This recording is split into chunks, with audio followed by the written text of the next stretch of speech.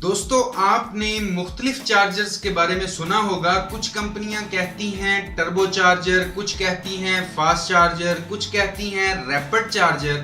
तो दोस्तों, ये सब हैं तो चार्जर ही, लेकिन असल में इन चार्जर्स में क्या फ़र्क है, तो ये वीडियो देखते रहिए। आज इस वीडियो में मैं आपको इन सभी किस्म के चार्जर्स के बारे में कंप्लीट इंफॉर्मेशन देने वाला हूँ। अस्सलाम वालेकुम दोस्तों, मेरा नाम है काशिफ और आप देख रहे हैं टेक इन्फो एडीयू। तो चलिए शुरू करते हैं। अब दोस्तों, सबसे पहले मैं आपको एक बात क्लियर कर दूं कि किसी भी कंपनी का टर्बो चार्जर हो, फास्ट चार्जर हो, रैपिड चार्जर हो, ये सब चार्जर सेम हैं।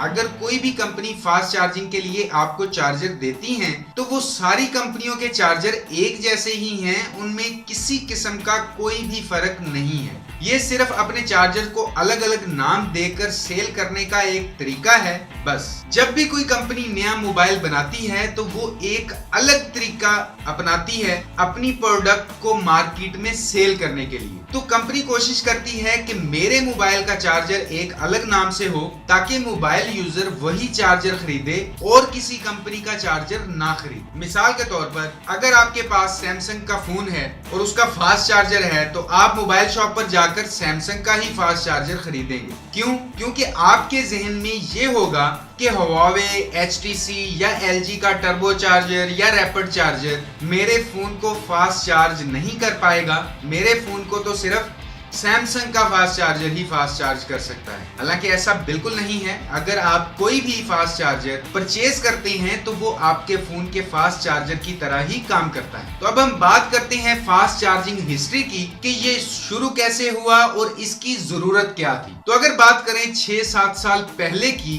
तो उस वक्त मोबाइल्स में जो बैटरियां इस्तेमाल की जाती थी, उनकी कैपेसिटी भी कम होती थी और चार्ज करने के लिए ज्यादा टाइम भी नहीं लगता था और मोबाइल का इस्तेमाल भी हमारा बहुत कम था। तो इसीलिए नॉर्मल चार्जर से हमारा काम चलता रहता था। तो वक्त गुजरने के साथ साथ जिस तरह मोबाइल के पार्ट्स बढ़ने लगे, बैटरी कैपेसिटी बढ़ने लगी, हमारा इस्तेमाल बढ़ने लगा, तो ऐसे में चार्जिंग हमें स्लो महसूस होने लगी।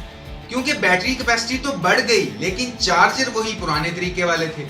तो ऐसी सिचुएशन में क्वालकॉम ने 1.0 क्विक चार्ज टेक्नोलॉजी का इस्तेमाल किया।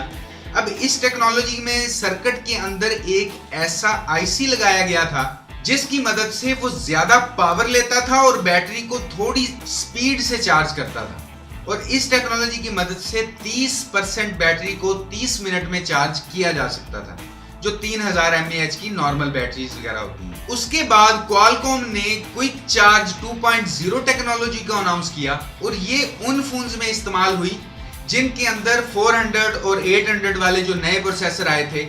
तो उस टेक्नोलॉजी बेस पर बने हुए चार्जर से आप अपने फोन की बैटरी को 50 से 60% तक 30 मिनट में चार्ज कर सकते थे। लेकिन अब हम बात करें लेटेस्ट क्विक चार्ज 3.0 टेक्नोलॉजी की, तो अब इन सभी चार्जर में फर्क क्या है और क्या आपको स्पीड में कोई फर्क नजर आता है?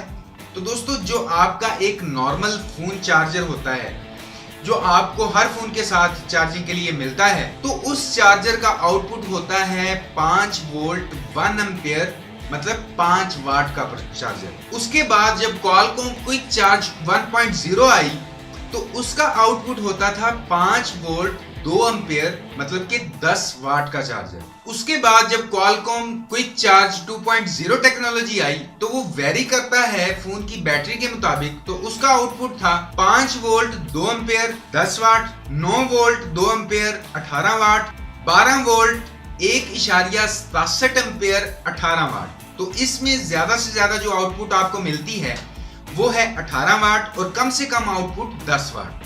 तो ये टेक्नोलॉजी बैटरी के हिसाब से अपने लेवल बदलती रहती है।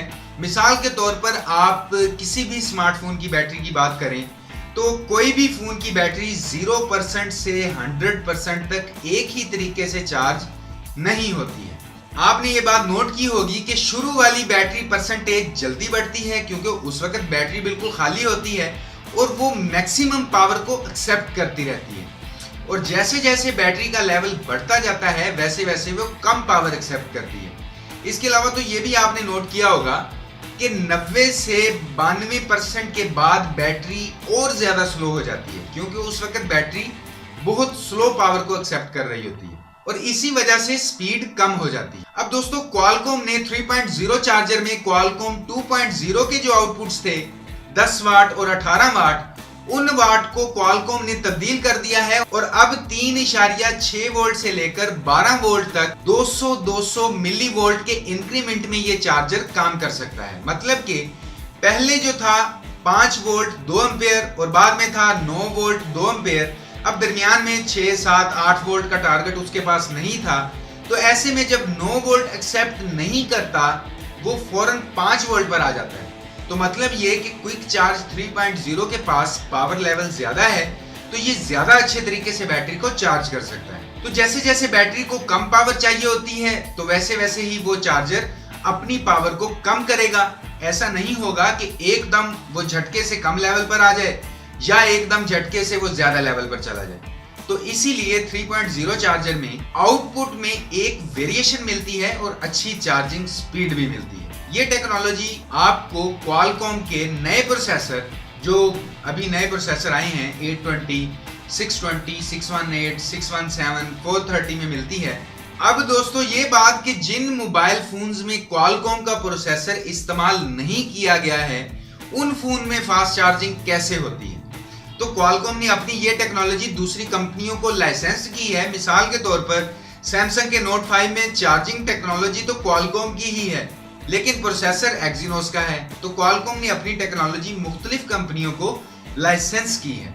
तो जो थर्ड पार्टी कंपनियां क्विक चार्जर बनाती हैं या एसेसरीज बनाती हैं वो क्वालकॉम से लाइसेंस्ड हैं कि हाँ ठीक है कि इस चार्जर के आउटपुट्स वगैरह उस स्टैंडर्ड से मिलते हैं जो हमारे चार्जर के हैं। तो अगर आप अपने फोन के लिए कोई भी फास्ट चार्जर लेना चाहते हैं, क्योंकि आपके फोन में फास्ट चार्जर सपोर्ट है लेकिन फोन के साथ आपको फास्ट चार्जर नहीं मिला, तो ये जरूरी नहीं है कि आप उसी कंपनी का चार्जर लेंगे तो आपका फोन फास्ट चार्ज होगा। दोस्तों पहली बात कि अगर आप उसी कंपनी का चार्जर लेते हैं तो आपको महंगा मिलेगा। आप सर्च कर लें Amazon, फ्लिपकार्ट या अली एक्सप्रेस पर, जो क्वालकॉम से सर्टिफाइड चार्जर होते हैं और चार्जर के ऊपर भी लिखा होता है सर्टिफाइड बाई क्वालकॉम 2.0 वगैरह वगैरह। तो अगर आप ऐसा कोई चार्जर लेंगे तो आपको सस्ता मिलेगा और फिर चार्जिंग स्पीड तो सब फास्ट चार्जर की सेम ही होती है, तो इससे आपका खर्चा भी बच जाएगा। अब आखिर में हम बात करते हैं कुछ ऐसी बातें जो आपने सुनी होंगी लेकिन वो सच नहीं है। कुछ लोग कहते हैं कि अगर फास्ट चार्जिंग का इस्तेमाल करेंगे तो आपके फोन की बैटरी को नुकसान होगा।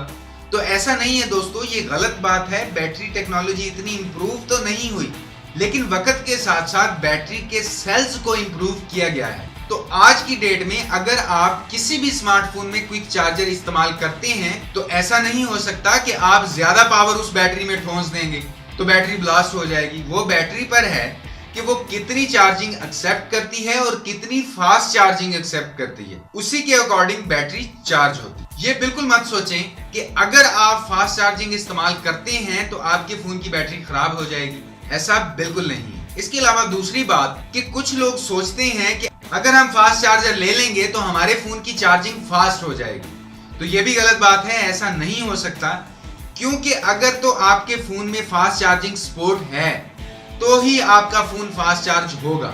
अगर सपोर्ट नहीं है तो आप जितना मर्जी अच्छा फास्ट चार्जर ले लें, आपके फोन की चार्जिंग स्पीड नॉर्मल ही रहेगी। तीसरी एक और बात कि बहुत से लोग ऐसा कहते हैं कि अगर आपके फोन में फास्ट चार्ज की सपोर्ट है और आप स्लो चार्जर इस्तेमाल करते हैं तो भी आपके फोन की बैटरी खराब हो सकती है। तो दोस्तों ये बात भी बिल्कुल गलत है।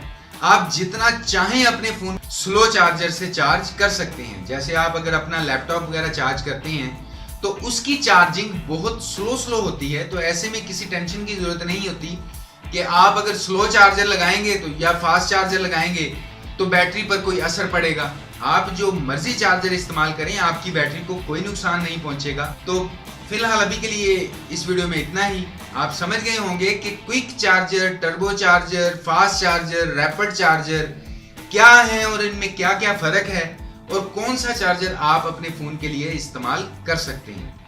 तो वीडियो देखने के लिए आपका बहुत बहुत शुक्रिया। और अगर आपका कोई भी सवाल हो या राय हो तो वीडियो के नीचे कमेंट जरूर कीजिएगा। और अगर अभी तक आपने टेक इन्फो एडीयू को सब्सक्राइब नहीं किया तो प्लीज वीडियो को लाइक और अपने दोस्तों के साथ शेयर करने के साथ साथ टेक इन्फो EDU को सब्सक्राइब कर लीजिए, क्योंकि मैं आपके लिए डेली यहाँ पर इसी तरह की टेक वीडियोस लेकर आता रहता हूँ। तो अभी के लिए इस वीडियो में इतना ही। नेक्स्ट वीडियो में इंशाल्लाह मुलाकात होगी। अपना ख्याल रखिएगा। अल्लाह हाफ़िज़।